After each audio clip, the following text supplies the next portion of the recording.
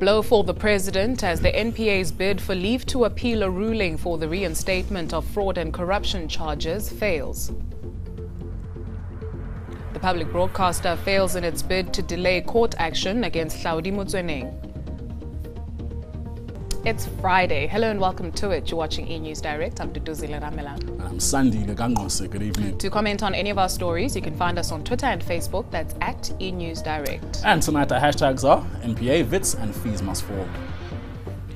President Jacob Zuma is one step closer to being charged with fraud and corruption.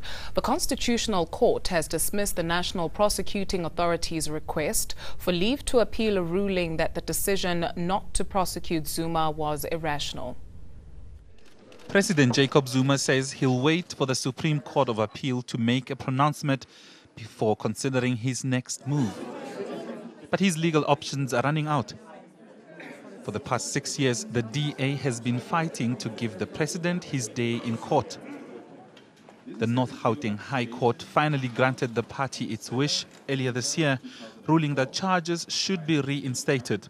We are very happy with that decision, obviously. It is one step closer to closure on this issue. There is another appeal that was brought by Jacob Zuma in the SCA. That decision as to whether or not to hear that appeal ought to be given in the next 3 weeks or so, and then we will know whether we can get finality on this matter and actually give Mr. Jacob Zuma what he's wanted all this time, his day in court. President Zuma has applied for leave to appeal the matter in the Supreme Court of Appeal, but a constitutional law expert says it is unlikely that court will agree to hear him. I would suspect, I might be wrong, but I would suspect the SCA is going to refuse the application of the president to have the case heard there. Then the president can still go again to the Constitutional Court, although, of course, given what the Constitutional Court has now already said, that's probably going to be a waste of time and money. Zuma faces 783 charges of fraud, corruption and racketeering. The ANC has accused the SABC board of arrogance. It's called on Parliament and South Africans to help protect the public broadcaster. The governing party also wants Communications Minister Faith Muthambi to act. The comments come in the wake of a Western Cape High Court dismissal of the broadcaster's bid to delay court action against SABC executive Hlaudi Motsoeneng. The Democratic Alliance can now go ahead and challenge the outcome of an internal hearing which cleared Motsoeneng of all charges. After the Public Protector's recommendations in 2014, the SABC sought to delay the DA's court action against the findings. The African National Congress criticized the public broadcaster's actions. We think that they own SABC as a household. Both Parliament and all of us, we have a responsibility at least to protect what is left of SABC. It says the SABC must be saved from collapse. There is no board at SABC. 4 people can't make a board because they can't meet, they can't take any decision legally. And therefore, the question which we ask the shareholder rep, the minister, please do something about the remaining 4, because it would appear they still think they constitute themselves a board, and legally they have no standing. The DA wants an independent inquiry to commence within 14 days. The party says it must be open to the public and be completed within 60 days of its order. Wits University has failed to hold its much-anticipated General Assembly. Authorities say consensus had been reached with all constituencies except the protesting students. All parties agree on an issue for the General Assembly to be convened. The venue is all set, but there was no General Assembly. The protesting students effectively wanted the General Assembly, and they wanted the march to the Constitutional Court to continue. But they refused to commit that the academic program will commence on Monday, as previously we had discussed. One of the latest demands of the protesting students is that Wits and all other universities should be shut down until government agrees to free education. Effectively, they were prepared to sacrifice the 2016 academic program. The university is blatantly lying when they say that students refuse to engage, that students refuse to find a way forward, that students are not willing to go ahead with the academic program. The students held their own gathering and some academics came to support. Academics are standing up and saying we must protect education, higher education and basic education. Amandla, free education. Free education. While some students and parents are meeting at the original venue of the General Assembly, management is expected to hold a meeting over the weekend to pave a way forward. Malungi Lupui, Johannesburg. Well, more of the same in Cape Town, where the Vice-Chancellor of the Cape Peninsula University of Technology says he was forced to abandon a General Assembly because he feared for his safety. Prince Nevathalu used a back exit to make his escape. The meeting was a bid to involve all stakeholders to discuss a way forward in the fees debacle. Earlier, students clashed with private security after they threw feces in some parts of the Bellville campus. Cape Peninsula University of Technology students marching into their General Assembly. Some arrived late due to transport problems, only to find that Vice-Chancellor Prince Nevathalu was making a hurried exit. I was actually calling him on mic that VC, Chief, where are you going? And was assisted by his securities to block me from heading towards him. The university says Nevathalu felt unsafe.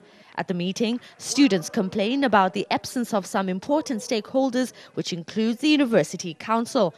I would appreciate a principled stance to accept free education, and we know that it is then within the university to give us decolonized higher education as institutional autonomy allows us here to determine our curriculum.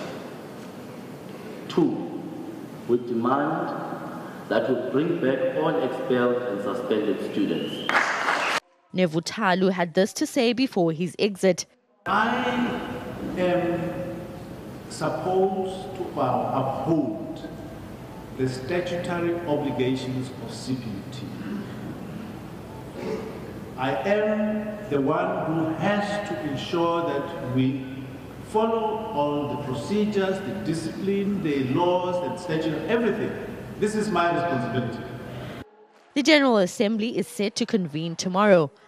Tim Tongana, Cape Town.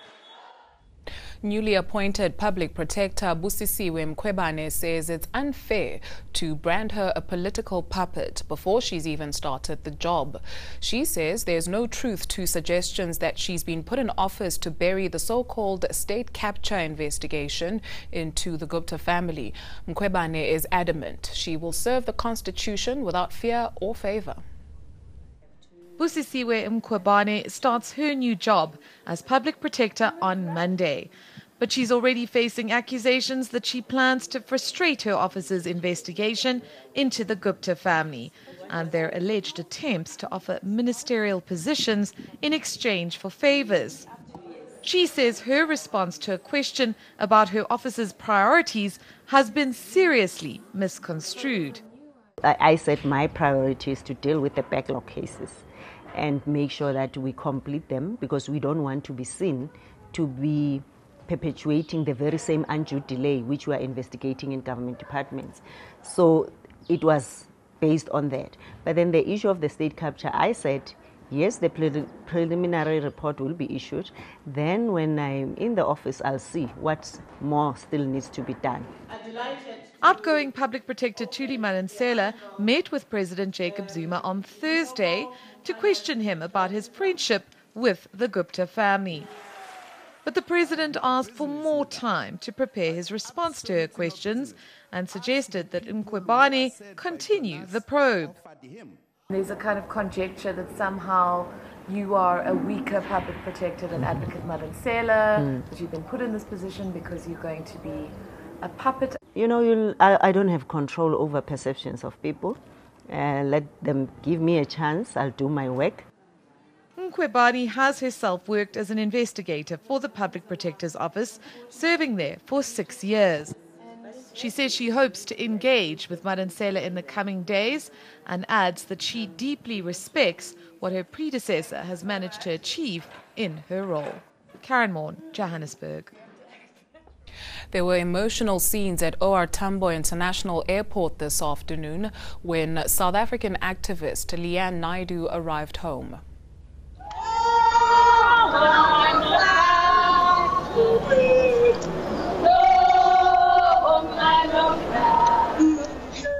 She was detained by Israeli officials after they intercepted a boat heading for Gaza.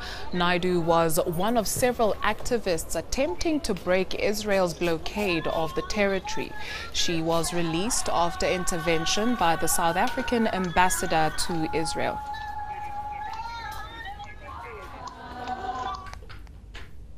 In world news, the death toll in Haiti in the wake of Hurricane Matthew has risen to over 400. Thousands of people were also left homeless as the storm completely leveled areas in the southwest of the country. Matthew continues to threaten the southeastern United States, already blasting eastern Florida's Space Coast. It's unclear whether it will actually make landfall. It also pounded Cuba and the Bahamas, where no fatalities were reported. And Colombian President Juan Manuel Santos has been awarded the Nobel Peace Prize for his efforts to end the 52-year conflict with left-wing rebels. Speaking in Bogota, Santos accepted the award on behalf of all Colombians, especially those who have perished in the country's conflict. In Oslo, the Nobel Committee praised Santos for clinching the peace agreement with FARC rebels. The deal signed last month after 4 years of negotiations was rejected by a narrow majority in a national vote last weekend. Archbishop Emeritus Desmond Tutu turns 85 today. The Arch is recovering after minor surgery for a recurring infection. President Jacob Zuma also conveyed his good wishes to Archbishop Emeritus Desmond Tutu on his birthday. The 6th annual Desmond Tutu International Peace Lecture is taking place today at Cape Town's Artscape Theatre. Various other events are being planned in Tutu's honor.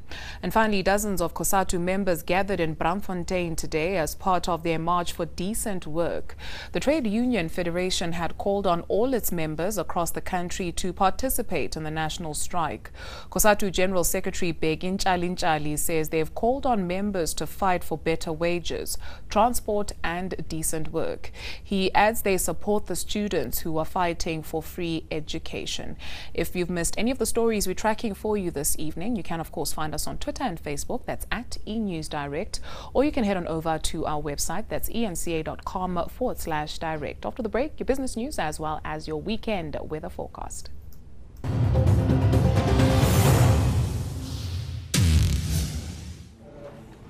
In Money Matters, South Africa's formal economy shared 67,000 jobs in the second quarter. That's according to the latest quarterly employment statistics released by Stats SA. The biggest quarter-on-quarter decline was in the social and personal services sector, which shared about 48,000 jobs. This includes media, health work and education work. The manufacturing and transport sectors lost 7,000 jobs each. Mining and manufacturing have been under sustained pressure this year. Year-on-year, mining lost 32,000 jobs. Meanwhile, the construction industry posted an increase of 1,000 jobs compared to the previous quarter. But it's not all bad news. Stats SA says remuneration increased slightly. Gross earnings have risen by 32 million rand. And with that, let's see how the markets performed today.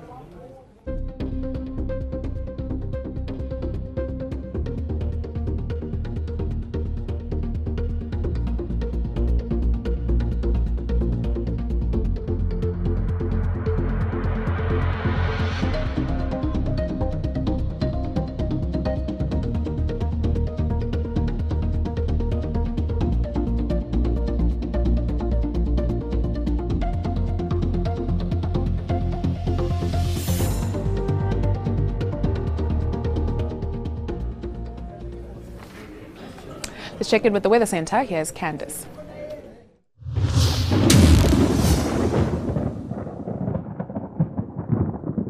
It's been a sizzling hot Friday in the northeast with a predominantly dry day across South Africa. That'll change on Saturday with light rain along the west coast and showers in the southwest. Scattered thundershowers are expected over the southeastern part of the country, with isolated thundershowers through to KwaZulu-Natal, the Eastern Cape and the central interior. And we'll see thundershowers reaching Gauteng and the Western Cape on Saturday night. We're forecasting a warm day for KwaZulu-Natal, 27 for Pietermaritzburg and Ulundi, with thundershowers mainly over the central and southern parts, mild throughout the Eastern Cape with scattered thundershowers in the northeast and isolated thundershowers as we head towards the coast, Port Elizabeth at 20 degrees. In the upper teens and low 20s throughout the Western Cape with thundershowers over the interior and over the eastern parts, but with showers in the southwest, Cape Town at 18 degrees. Light rain is forecast for Alexander Bay and Springbok, with thundershowers over the eastern part of the province, dry for Uppington and Prieska, both at 25. We'll also see thundershowers through to the Free State, still cool over the southern part of the province, but with a warm afternoon for the rest of the Free State. Hot for the northwest with highs in the low 30s and the possibility of isolated thundershowers. Dry as we head towards Limpopo with a slightly cooler day. Still warm though for Polokwane and Tzaneen at 24, and Lephalale and Messina remain in the low 30s. We're forecasting quite a bit of cloud for Mpumalanga with maximum temperatures in the middle and upper 20s. A high of around 30 is forecast for Gauteng. Pretoria warming up to 32 with evening thundershowers expected for Gauteng. Thundershowers and showers are forecast over the eastern half of South Africa on Sunday. Things start to dry out from the west, and by Monday dry weather is expected across the country, but with partly cloudy conditions over the western and central parts. That's all from the Weather Centre for now. Have a great weekend.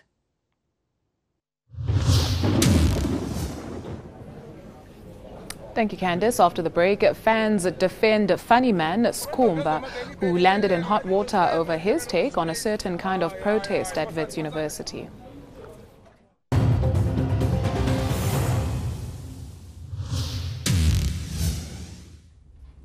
A wrap of your entertainment news now. Yep, from a local funny man who's landed himself in hot water to exciting news for Sex and the City fans. Fans and celebs alike have come out defending local funny man Skhumba using the hashtag #HandsOffSkhumba. He's bearing the brunt of taking his usually funny comedy a lol too far. Skhumba body-shamed topless student protesters from Wits University who were pleading with police to cease fire. Following the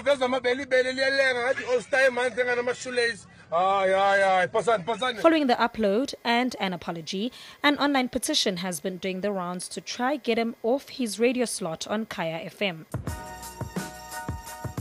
If you're a Sex and the City fan, get ready, or maybe not, for another installment. Actress Sarah Jessica Parker has let it slip that maybe not, maybe perhaps, maybe kinda will be a third movie. She says talks are not necessarily on the table, but rather warming up in the drawer. You can decide what that means. Have we met?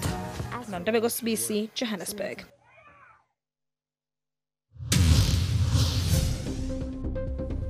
A recap of the day's top stories. A blow for the president as the NPA's bid for leave to appeal a ruling for the reinstatement of fraud and corruption charges fails. The public broadcaster fails in its bid, to delay court action against Hlaudi Motsoeneng. And that's our lot for the week. And our weekend news bulletin comes live from Cape Town at 7 p.m. Until that time, take care.